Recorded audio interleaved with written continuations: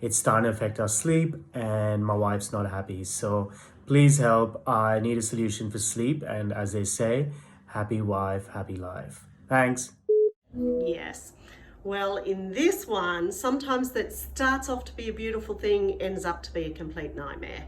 So in this one with a 3.5-year-old, the first thing I do is I tell them we're changing the rules.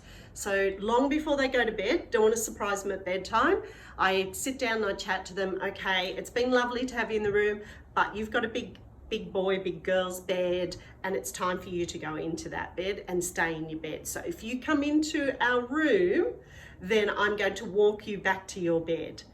And so first you've set the expectation of what's going to happen. And that's really important for the 3.5-year-old, because when their surprise has been sprung on them, they usually react really in a negative way. So off we go.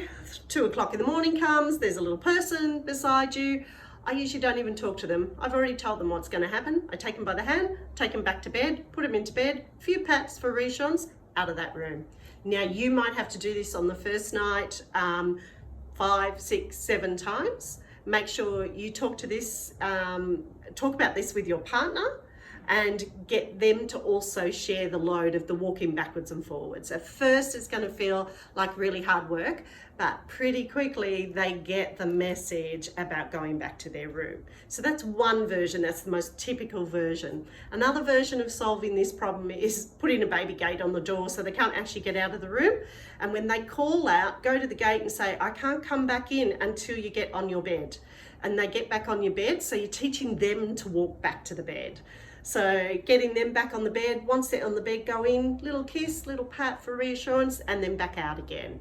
After a few nights, remove the gate and see if they can stay in the bed themselves. So that's a really good common one that we use.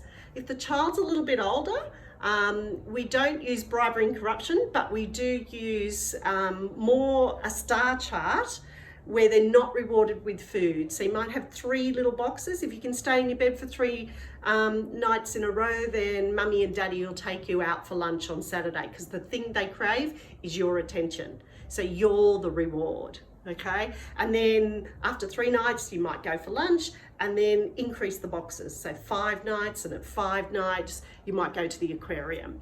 So try not to make it chocolate, because that never works. Food and bribery never works. Otherwise they wise up and they just say, where's my chocolate? But time and patience, the consistency usually does the trick here. So my last little tip is, if your little one at 3, 3.5 is still taking a nap, that's probably why they're waking up. So it's probably time to review taking away their day sleep, and I'm sure they'll sleep much better for you.